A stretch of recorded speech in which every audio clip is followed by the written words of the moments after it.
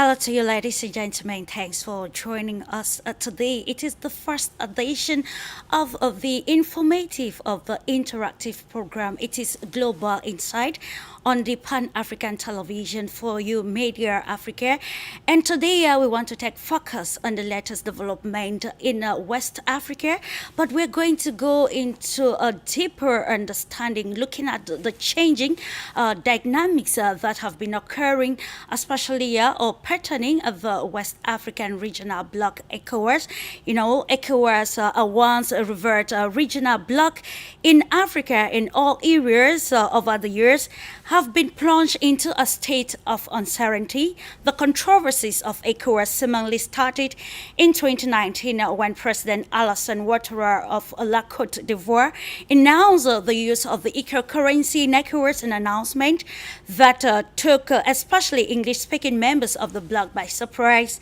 It, however, met resistance from within and beyond, the start point of major changing dynamics in ECOWAS, which have dragged till date with the political impasse rocking rocking the West African region, and has eventually led to Mali, Niger, and Burkina Faso quitting the bloc. The 21st century is marked by heightened multilateralism, and major world players are redefining and wanting to map their sphere of influence around Africa, thus putting Africa on the spotlight. But how can Africa handle or tackle these to meet continental objectives?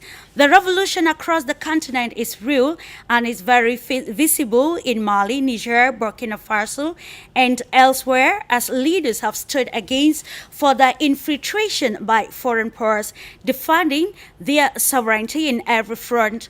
Unfortunately, ECOWAS seems to be that one regional bloc that has allowed the third party to have a voice, derailing it from its guiding principles of political stability, regional integration, among others.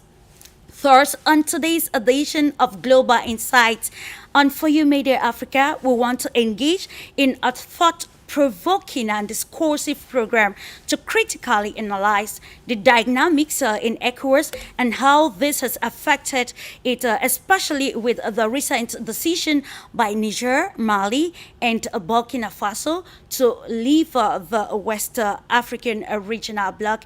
Thank you once more. If you are just tuning in, you are welcome to Global Insight on For You Media Africa. Of course, I won't be doing this alone. I have a panel of great experts to give us a greater insight on the dynamics surrounding ECOWAS and the recent development where we see these Sahelian nations, Niger, Mali, and Burkina Faso, quitting the regional bloc, putting, of course, its credibility on the limelight. Are we talking about the fragility of ECOWAS? Are we talking about the geopolitical maneuvers around Africa? Are we talking about the economic implications of these? It should be noted that ECOWAS, or the West African regional bloc, has been facing challenges over the years, and we know the implications of this on the spirit of oneness as far as Africa is concerned. Thank you so much. Time for us to uncover the panel, and with pleasure, I'll be taking you to Canada. Let's meet Dr. Elijah Inorko, who is joining in his capacity as Director of Center for Africa Development. Hello to you, Dr. Inorko. It's a pleasure having you this day on For You Media Africa. Thank you, Clarice, and I want to say congratulations first for the new show. It's a pleasure to be on your show, and I wish you all the best. You are a brilliant journalist, and I know that you're going to be a great success. Thanks for having me, and I hope we're going to have a great discussion on what is happening on a beautiful continent of Africa and some of the challenges that they continue to face. So thanks for having me one more time, Clarice, and congrats. Thank you so much, Dr. Inako. It's always a pleasure having you share your insight on topical issues affecting not just the African continent, but we are looking at how the African continent can make its voice heard, especially at the international arena. It's always a pleasure to have this interactive and constructive discussion with you. And of course, let's head now to South Sudan.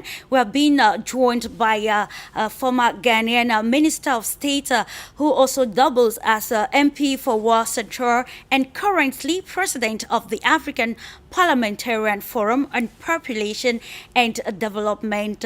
Welcome to you, Honorable Dr. Rashid Pelbor.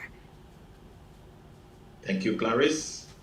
It's great meeting you again, and great also having all these wonderful panelists. I hope we are going to have a useful discussion on this area. Africa has faced a lot. Ecowas is supposed to be a regime for West African countries to come together to look up to each to look after the welfare of each other and to look at the collective will of the people in relation to the charter. But today we are having challenges. I hope that discussions will bring out all these challenges and what we can do to resolve them. Absolutely, that's why, of course, that's why for you media is all here to ensure that we have not just discussions, but constructive discussions that would change or positively change the narratives across the African continent. We're going to write off with the preliminary questions, of course, looking at the decision by Niger, Mali, and Burkina Faso to leave the embattled West African regional bloc, that is Ecowas. I will kick off with you, Dr. Rashida. Let's have a holistic understanding of the development in Ecowas, and of course, how did you actually welcome the decision by these countries which have been at the forefront as far as political revolution is concerned in Africa? So much, Clarice. ECOWAS, as we all know, is supposed to be an economic organization of the 16 or 15 West African countries who have come together determined to develop an economic policy that have a regional connotation and will have a direct influence on each other, depending on how economic policies are carried out. ECOWAS has existed all these years from the time of the Lagos Declaration. To date, we've had different phases of ECOWAS, one phase being a determination to have an economic unity, another phase being a military organization that can ensure stability in the various countries and to bring the respectability of Africans themselves solving their own problems. It's painful that after all these years of ECOWAS existence, we haven't been able to streamline this operation and to find 3 members of ECOWAS seeking to opt out of it. It tells a lot of stories. It tells a long story of an organization that hasn't reflected its direct impacts on the lives of people. Hopefully, what we are looking at is a transition that will perhaps come to a point where we can experience some change, which in the end can also be better. Indeed. Clarice, can you hear me? Of course, I can hear you, Dr. Rashid. I can hear you. Okay. You can write on, please. Great. So essentially, it's this is a transition we have come to, a terrible transition where 3 founding members, all the 3 countries that have opted out of ECOWAS, were present day itself of the declaration with their presidents present. You know, I think only one country didn't have his president present. That was you know, what was the name? Okay, only one country didn't have their president present.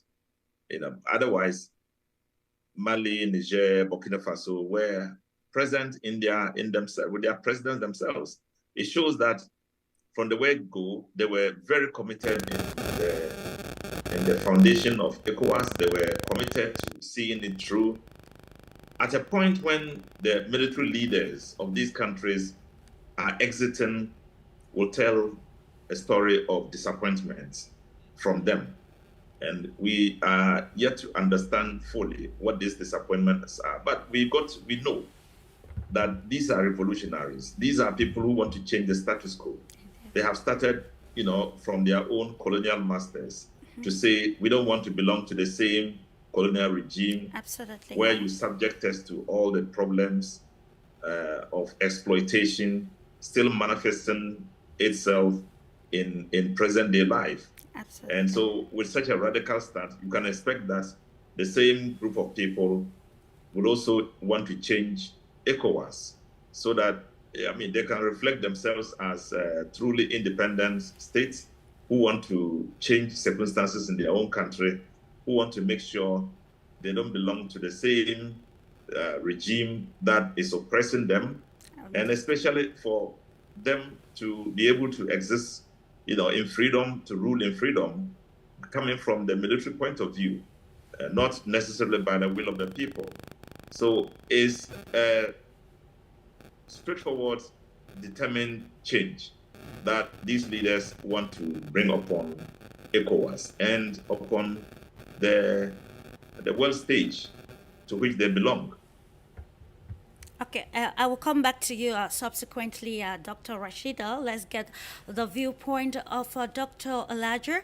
Of course, as of the preamble, we noted about the dynamics of the changing dynamics in ECOWAS. So, in your perspective, Dr. Elijah Inoko, I want us to take a deeper understanding or a deeper look about the dynamics or the perspectives or the development that have characterized the regional bloc from the year 2019, like was underlined in the preamble, about the controversies coming from the adoption of the currency. And then today we're talking about the infiltration of the regional bloc by Western or foreign powers for the reasons which are best known to us. So in your own perspective, Dr. Elijah, how can you analyze the ongoing development, especially in the West African sub-region, regional bloc ECOWAS?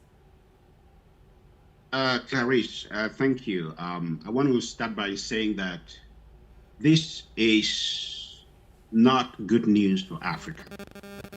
At the point when the international community is looking for regional blocs that are going to stand toe-to-toe with regional blocs in the West or in the East, we are having disintegration of regional blocs within Africa.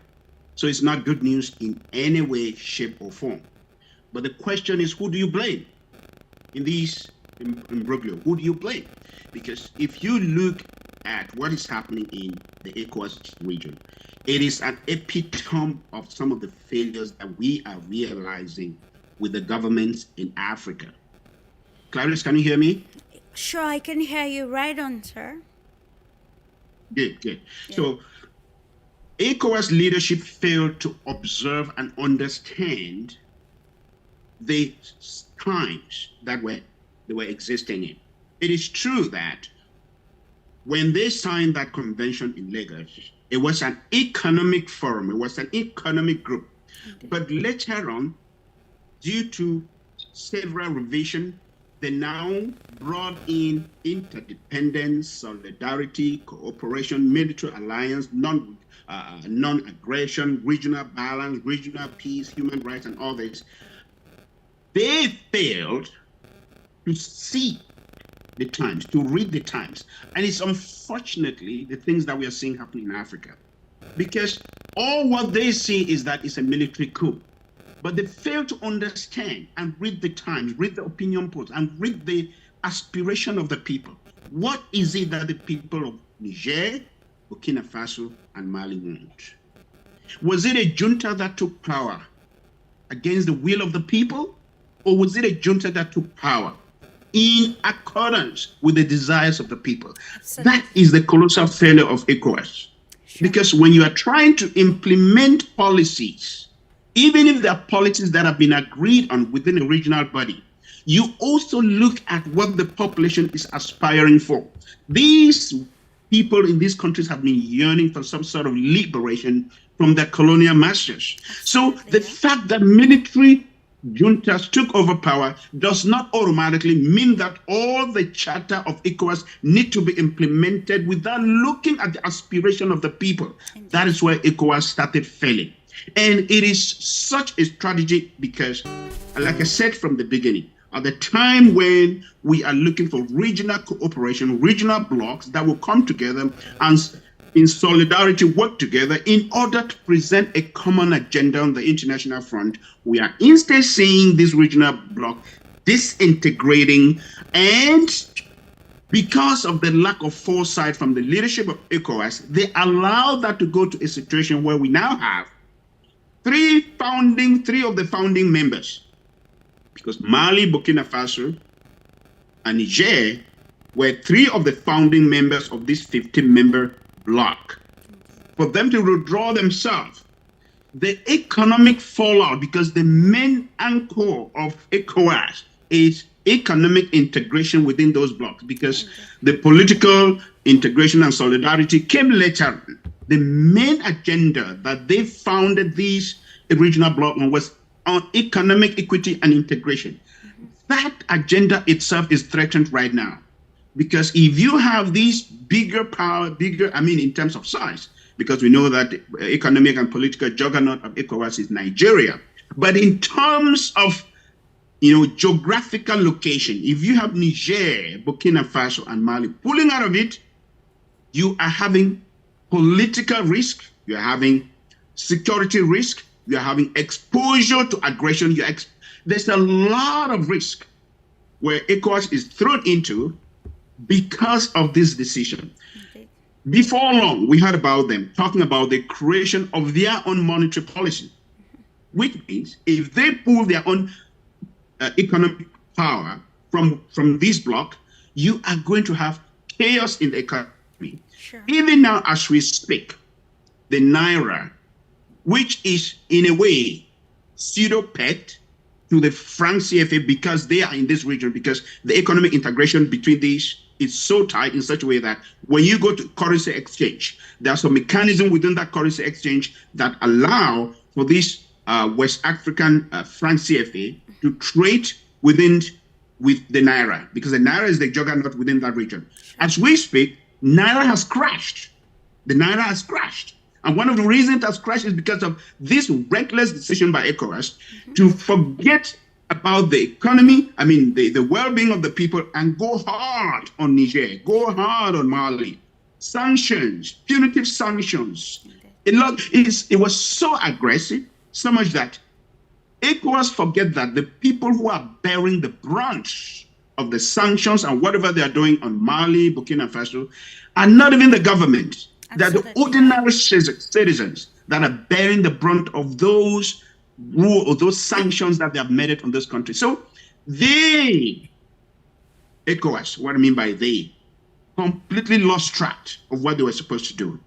And these are the consequences of what we are seeing. So it is regrettable that we are saying this today, but I lay this at the foot of ECOWAS, because this is not the route they were supposed to take, to go so hard on these countries. They forgot about the aspirations of the people. They did not see, or they failed to see the aspiration of the people. And if you look at the three things that these three countries are accusing them of, in all fairness, you understand, you would agree that they have a point. Number one, they said ECOWAS is now manipulated by Western powers. Absolutely. Is there any evidence to prove that? I would say yes. There's evidence to prove that what they are saying is true. Absolutely. Because if you look at ECOWAS and what they are doing now, they seems to be taking their cues from Western powers. Number two, they accuse ECOWAS of not helping them to fight the jihadis. The question you ask, Clarissa, and anybody that's watching this, These countries have been fighting jihadists for a very long time. What has been the contribution of ECOWAS in fighting the jihadists in those regions? Very little, if at all anything. Of course. If at all anything.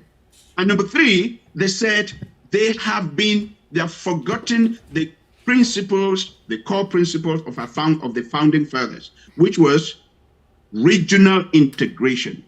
How do you install regional integration when you forget about the aspiration of the people and you are meting sanctions upon sanctions that are not in line with what the people want?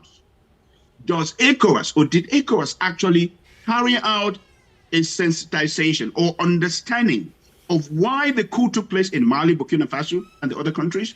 Do they understand the aspirations of the people? Do they understand why the population of those countries are behind the juntas? Or do they think that the population just don't want democracy?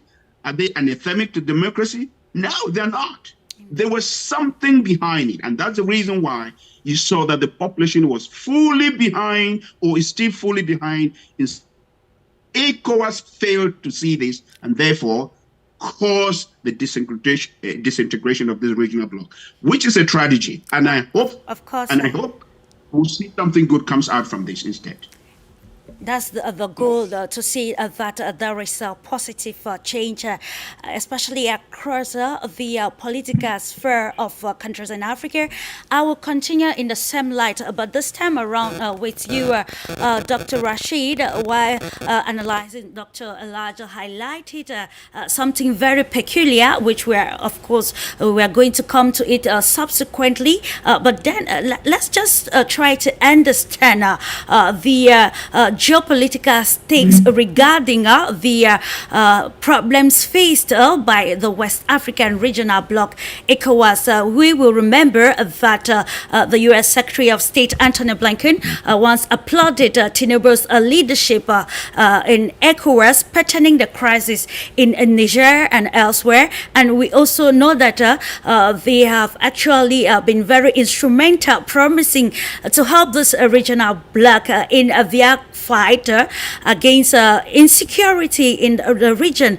But now when you come out to see what is happening and the different analyses that are being presented by different pundits, you hear people blaming the Russian Federation of being behind the decision taken by the leaders in these three countries, Mali, Niger, and Burkina Faso. So what analysis can we give, or what geopolitical analysis can we give to what is actually happening in this regional sub-region, and of course, and how can Africa capitalize on this? The goal is to see that with the changing dynamics around the global world, Africa is able to position itself at the international arena. Do you see this as a way that these leaders are taking the forefront to also put Africa at the international arena by quitting this regional bloc that has been infiltrated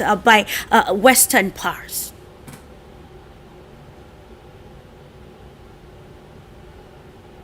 Dr. Rashid? Hello? Yes.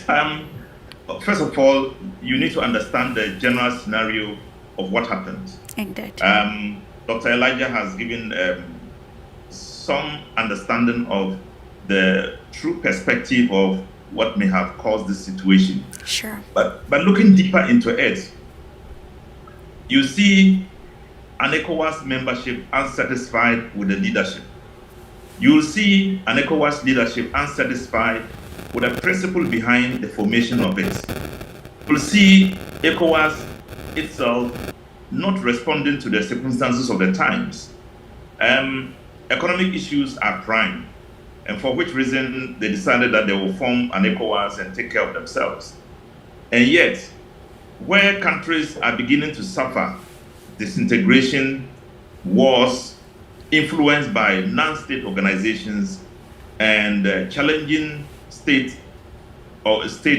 elected people, or it becomes a problem. Then, before even coup d'etats happen, the countries are disintegrated. They feel left out. They don't have anybody to rely on. The leadership are more bent on help from the external beyond ECOWAS. For example, Mali is looking for support or was looking for support from France. Eventually, they had to go to Russia. Burkina Faso had to go to Russia to look for support to help them fight jihadis. And it appeared as if there was no ECOWAS, when indeed ECOWAS had both military and economic, what do you call it? Prowess, Power of of course. influence. Yes. So those powers of influence within ECOWAS began to whittle off with these countries seeking these kinds of support and not getting them. And again, you will find that one of the key things ECOWAS would succeed in doing is to be able to pull out from complete dependency of the former colonial regimes. Sure. So if ECOWAS is established and now finds itself being directed by these same powers, which had been the reason for which Africa had suffered for more than 100 years Indeed. in colonialism, then member states would not see true meaning of ECOWAS.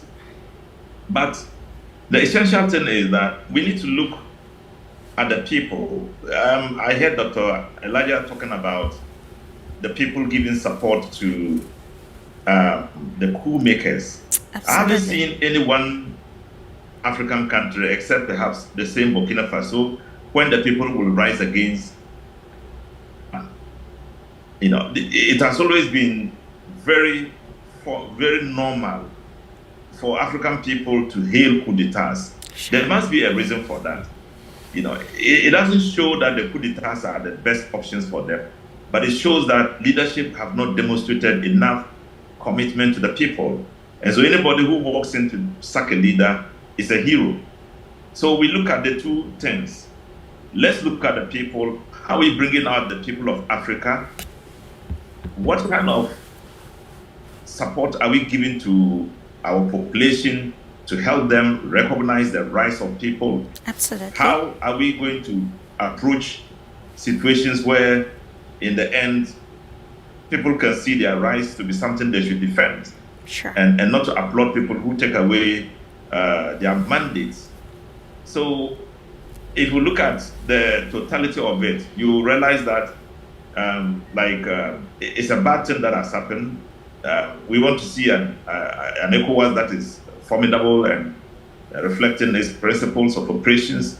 But if we see such a fall, which started from Mauritius, when Mauritius decided that they won't belong to ECOWAS anymore, and that reduced the number to 15. And now you have 3 members saying, look, ECOWAS is not reflecting what we want to see, so we too are going to move away. Absolutely, yeah. Because if ECOWAS is listening to Europe and America, ECOWAS can never be what it wants to be. Absolutely, because Europe and yeah. America are getting what they want. They are getting fed from our inadequacy in running our economies. They are getting fed from the poor economic policies we run. They are getting rich from the bad leadership we have. Inadequate organization of economies, failure to organize the private sector. Political power is nothing.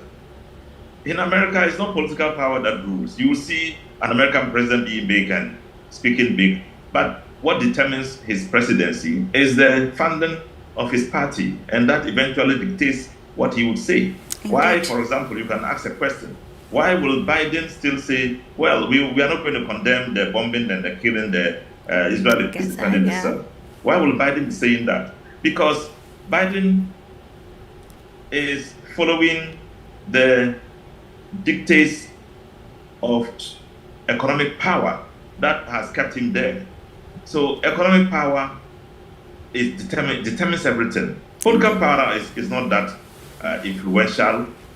So if Africa does not project a strong economic position, which will enable countries to be on their own, and which will enable the private sector to strive and give confidence to the leadership and to the totality of ECOWAS. Yeah. For example, we will continue to be labels. We will continue to see support from elsewhere.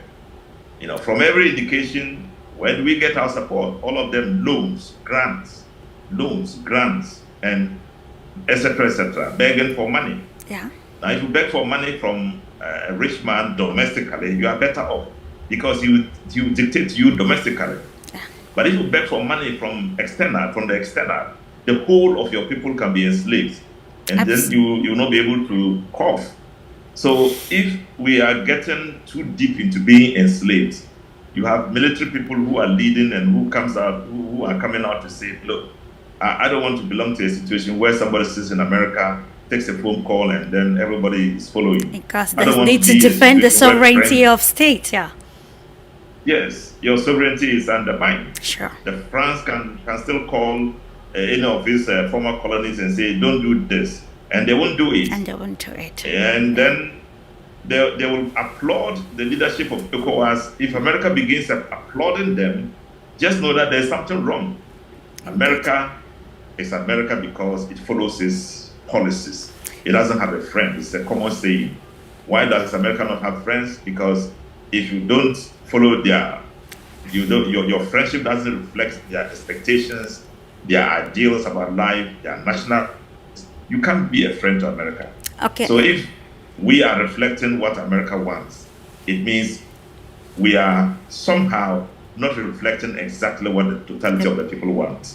So not just America, I mean all of us. I'm pro-Africa. It doesn't matter what happens. I'm pro-Africa, I'm pro-independence, I'm pro-anti-apartheid, I'm pro anything that will destroy the confidence and ability of the African. And that's why we are here today to bring this discursive analysis into the happenings around the African continent. The goal is to see that we should capitalize on what is happening and, of course, take the positive aspect of it for the betterment of the continent Africa, looking at the effect, the consequences of what is happening around the global world, particularly in Africa. You talked about the economic priorities of a country being the motto or the engine that can herald a country. Coming to you, Dr. Elijah Enwaku, let's accentuate on this aspect because, from the launch of the Continental Free Trade Area, you can notice that the African continent has witnessed a lot of crisis. And then when we are trying to analyze deeper the happenings, we are tempted to say that it has actually been seen as a ploy to derail this economic flagship. We are talking here about the African Continental Free Trade Area. Do you think maybe Africa that is disintegrated can be able to form this very buoyant and giant economic zone that will facelift the economies of African countries, giving them some level of economic progress, not just in Africa, but in the global world? Clarice, let me answer your question in two dimensions. I want to be positive and also want to give you the negative part of it. The positive part of some of these things that we are talking here is when you find countries that seems to realize the problems that we are facing in Africa, like Mali, Burkina Faso, and Niger, because some of the things that they are doing now, they are actually digging out some of the things that are ailing Africa. Because recently we heard about them saying that they are eyeing a political and a monetary alliance. So it's not just a political alliance, they're eyeing a monetary alliance, which tells you that they are pushing to get out of the French CFA, which is something a lot of Africans, every single one, even the newborn, is really crying and asking the question, what the heck is happening in Africa that we are having a currency that is not ours? Political independence without economic independence, you are still under a colony. Indeed. That is just as simple as that. You can be given any peanuts and say you are a country, giving a name and whatnot. As long as you are still economically dependent, you are still a colony. So if we are seeing these countries coming out with some ideas and plans and programs on how they can actually dump this so-called colonial currency, that's the positive. It's coming out of this. And then we also heard about them forming a federation. Okay. We heard that Mali, Burkina Faso, and Niger, they're trying to form a federation. And in answer to your question, when they form a federation, that's a positive when it comes to the African Free Trade Zone. That's a positive, which some other countries have been dragging their feet on all this while. They said African Free Trade Zone has been on paper. To live from one country to the other, you need a visa. To do this, do business, you need this, you need that. It's not flowing. So a positive here is that these countries seem to be showing the way for the rest of the African countries, even though they are juntas. So the question now comes, Clarice, is if it is going to take a junta to do what a democrat in a democracy could do, does it mean that that junta is working against the interests of the people or for the interests of the people? And that's the That's why I was talking right from the beginning, that Ecowas is missing a mark here. If you have a junta that's working towards the aspiration of the people, give them time. Indeed. It's not all about an elected leader. It's not all about democracy. Yeah, we all want democracy. We don't want coup d'etats all over Africa. But you have somebody there who is working according to the aspiration of the people. Give them time. Ecowas has missed that. Then in terms of the free trade zone that you asked, if you look at the Sahel, it's a large geographically dispersed area. Those countries, 15 countries, very dispersed, especially Burkina Faso, Mali, and Niger, very large. And in terms of regional integration and the free trade zone that we've been talking about, Nigeria, which is the economic juggernaut in that region, has not yet even started the implementation of the 7 preambles of the free trade zone that were agreed in the Abuja Accord. They have not started implementing that. But Nigeria is the first country to take the knife and the yam and the gun and go hard on Mali and go hard on Burkina Faso and go hard on Niger just because there's a military junta. So you see that even from an economic perspective, those countries that were trying to talk about the economic free zone and say they could foster it are not doing what they were supposed to do. Instead, the junta, with what they are doing, if they have to follow through what we see, are actually the one trying to implement policies that are in line with African Free Trade Zone. Not only that, if you look at the ECO that you talked about at the beginning of your program, that they discussed and said they are going to replace the France CFA with an ECO and all whatnot.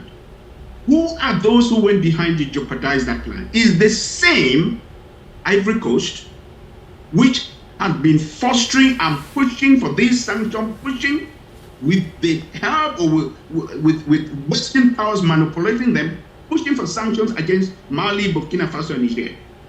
They are the one that went behind and destroyed the whole ECO plan. And everything become messed up. And today we don't have anything. So to answer your question, there is a silver lining on all this. Sometimes when there's chaos, something good can come out of that chaos. Yes, there's chaos right now because there's disintegration. Ecowas is in a mess. They don't know what they're doing. But if Mali, Burkina Faso, and Niger could force the hand of Ecowas to rethink, to understand that the route they are taking is not according to the founding principles of ECOWAS. First and foremost, one of the founding principles of ECOWAS was non-integration, aggression. So by carrying out or planning to even attack Niger and Burkina Faso and all these countries because of what happened in the country was actually going against the principles of ECOWAS that says non-aggression. Because that was aggressing a sovereign country. They have the right to do whatever they're doing in their countries. Sure. So, again, the silver lining, the good part here is that these 3 countries can actually force the hand of ECOWAS to rethink their policy. They can actually force Western powers to know that Africa can take their own hands, take things into the control of their countries into their hands. They don't need to depend on Western powers. As I said at the beginning of the program, what has been the contribution of ECOWAS to the fighting of jihadis that these 3 countries have been struggling with? Sure. Zero. So you see that in a nutshell, ECOWAS has not been doing what they were founded to do. especially for these three countries. And these three countries deciding to do this, again, on the negative side, is not good, because we want integration in Africa. We don't want disintegration. We want a conglomeration. We want Africa to be united. We want a situation where the free trade zone can actually, it will be borderless in some sense. I don't mean a porous border. I just mean you can trade, you can go from one country and do business. There's going to be harmonization of the customs, trade. There's going to be harmonization of the economic agenda of those countries, so that business can flow with those countries. But that is the negative side. But the positive side, as I said, is these countries can actually force ECOWAS to change and do the right thing and follow the preamble of the founding fathers. So there's negatives and there are positives on both sides. Absolutely, Dr. Elijah Inwakua. The three countries have taken the lead, of course, defending Africa. If we want to go by the mantra, African solutions to African problems, I think the revolution is seemingly a positive one. Let's understand this particular aspects with you, Dr. Honorable Dr. Rashid. We are looking at instability, security challenges rocking the Sahel region, and of course the recent the countries that have announced their pullout from the regional bloc. They have actually succumbed to this aspect of insecurity. Now we are talking about multilateralism. All of this is happening in the era of multilateralism. We cannot deny the fact that the African continent has attracted more and more people, as we can see from the number of global powers making themselves heard in Africa. But then we want to look at how Africa can use the aspect of multilateralism.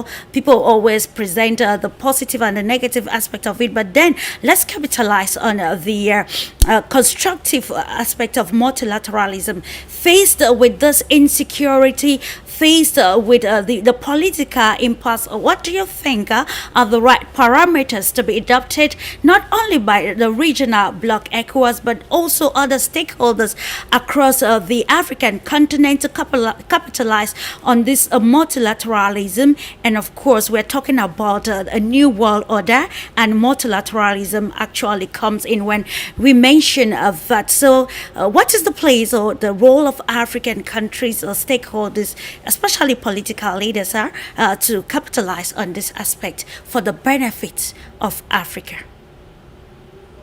Well, first of all, we need to understand that in what they call national interests, every country that engages in a bilateral relation with another is seeking to benefit more than the country they are dealing with. In the multilateral world, countries control the main functional duty of a multilateral organization. States are the ones that contribute more to it. And these states then dictate what the others will have to benefit from.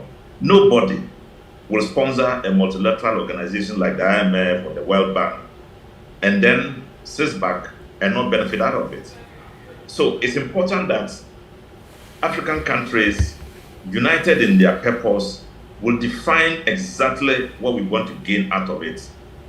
And when you go into any kind of multilateral organization, you are going there believing that you are going to benefit more than the people you are going to meet there.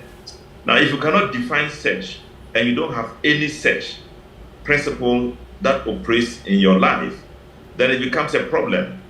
You go into IMF and you be dictated to. You go to the World Bank, you be dictated to. You go to any organization, world organization, human rights organizations, and anything that relations that you find to have some relation with, you go there without any definition of what you want and what your national interest is. You go there and you lose. Now, it's important that we stay back, rethink, do a soul search, understand what we want, and go along with that. I have a lot of pain that in all these military leaders emerging, we haven't had enough solid diplomatic missions, diplomatic arrangements that could have prevented what has happened. It's important that democracy goes along with understanding and cooperation. But it's also key that where there are challenges, which are normal, you can't have any organization, any country without due challenges facing the people. You will have to define a way of solving that problem. I haven't seen how much solid impressions leadership has made in tackling the challenges facing these countries, which has resulted in coup d'etats happening. Sure. Now, first of all, if you want to find out why there are coup d'etats, re-examine how leadership emerges in these areas, how they handle the economy of the areas, absolutely, how they approach the rest of the people. If they are conscious about the development of the people, respect the people, use the resources of the nation to develop the people, it is not normal for anybody to look at all this and still come out and say you want to do a coup d'etat.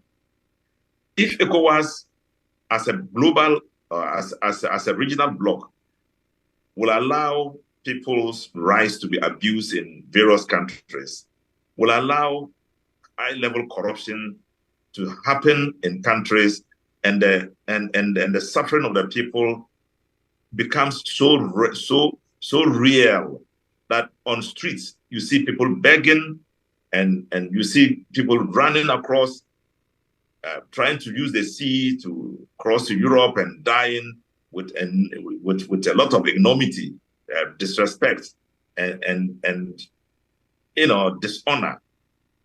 Then you come back home. If you are unable to do that, any military adventure that tries to tackle the status quo will be supported by the people, because the people themselves, the leadership itself, is not responding, or having been responding adequately to the wish of the people. So I think that very importantly, in order to be a multilateral organized, if you go into a multilateral organizations and benefit out of it, you must move along with your people. You must recognize the will of your people that has made you who you are, and then work along that direction. You must place the interest of the people first in everything we do.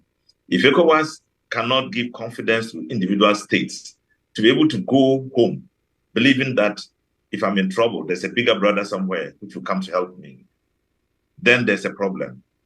So I think that ECOWAS, it's time for ECOWAS to do more research into itself, to do some monitoring, some evaluation of itself, and then come out solidly with functional duties that can let it reflect the times that we are coming through. Let the peer review mechanism still operate. Let ECOWAS people, let that instrument of peer mechanism work in each country. It doesn't matter whether it's Nigeria, Ghana, Senegal, or any other place. Let it work in other countries, so that when something that is largely disrespecting the principle of democracy upon which you come to power is violated, you can be advised. And let them have a yearly meeting, so that at the end of the year, each country will be told to its face the failures of the country, what they are doing, because the peer mechanism is not managed by politicians. It's managed by technocrats who look into your face. If you do something wrong, they can write and say, look, you have done this wrong. So that when ECOWAS meets, they can examine themselves, they can see their failures, they can begin to correct, rather than wait until military adventurers comes to power with anger and then seize the will of the people and get them, supporting them and in a manner that is self-reproaching to the consciousness of the African. We are worried about what ECOWAS is going through right now, because ECOWAS reflects a key collective economic power of Africa. It has a strong economic power in Africa. In fact, Nigeria is leading Africa in economic, in GDP.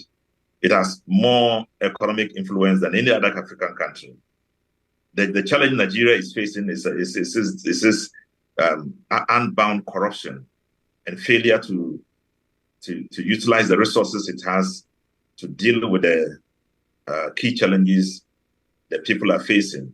If you want to look at the poorest people in Africa, you can find majority in Nigeria. If you want to get the richest people in Africa, you can find them in Nigeria.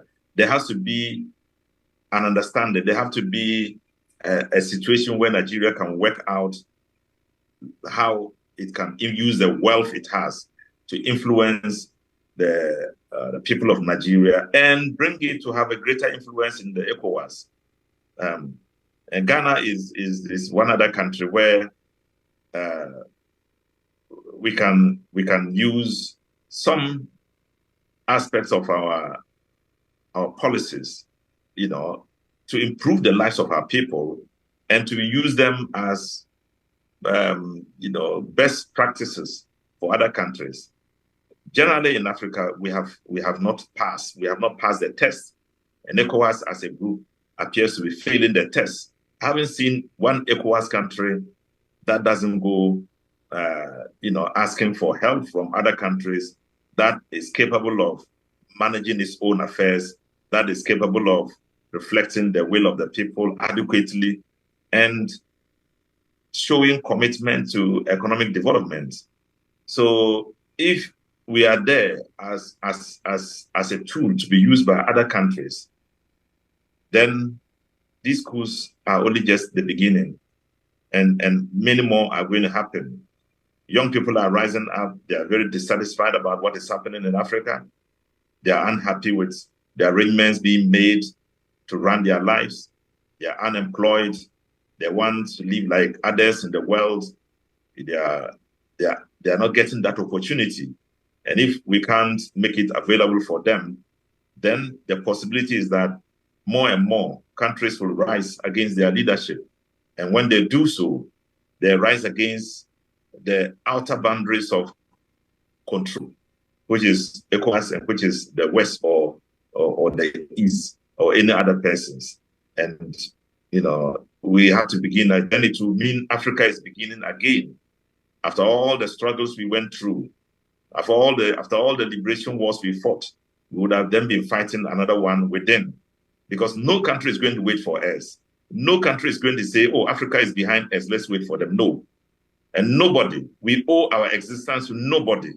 It must be Africa itself. So ECOWAS must recognize this and be a champion in Africa, in the regional branch, in the regional groupings, to change the life of its people, to stand as a solid background to the leadership of the other African countries, so that they can see it as a bulwark, where they can lean on when they are in trouble.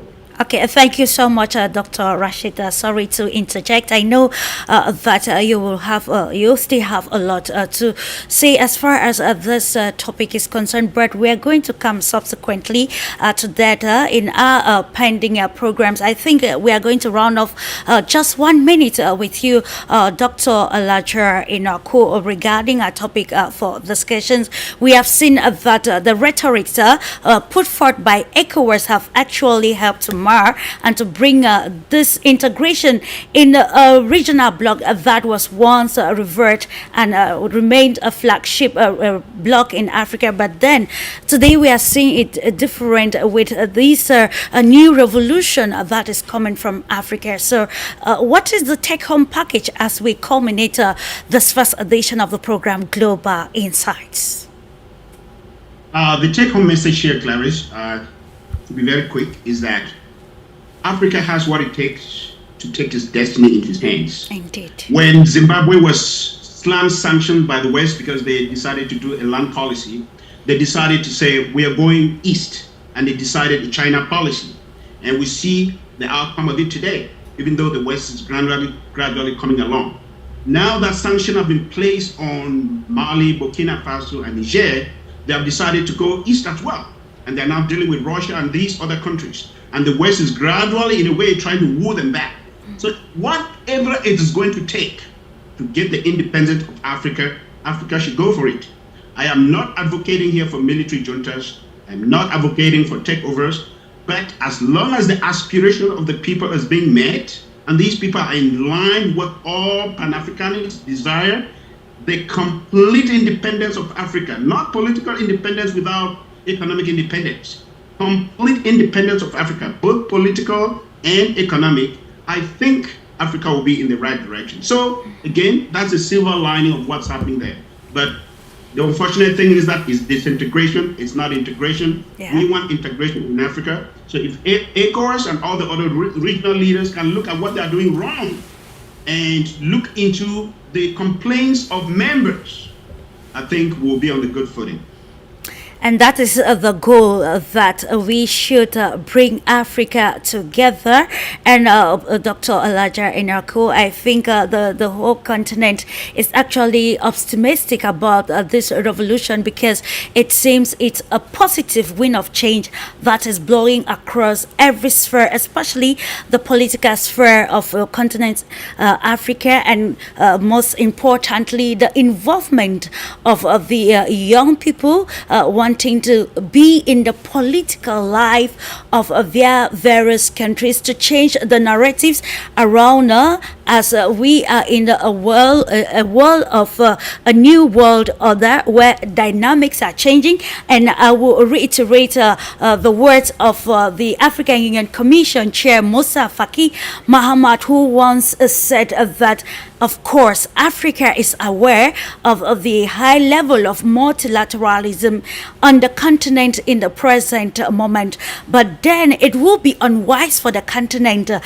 not make good use of the fact that this aspect of multilateralism has brought the continent to the fore, and there is need to redefine Africa's perspective, especially at the global arena. And that is how we are going to end today's edition of Global Insight on For You Media Africa. But then we want to thank you so much, Dr. Elijah Inarko, the Director of Center for Africa Development, and also Honorable Dr. Rashid Pelboa, ex-Ghanaian Minister of State, who doubles as MP for World Center and currently President of the African Parliamentarian Forum on Population and Development. I thank you immensely for the great and constructive insight as we discuss our topic today regarding the changing dynamics surrounding Ecowas and looking at the present stakes after Mali, Niger, and Burkina Faso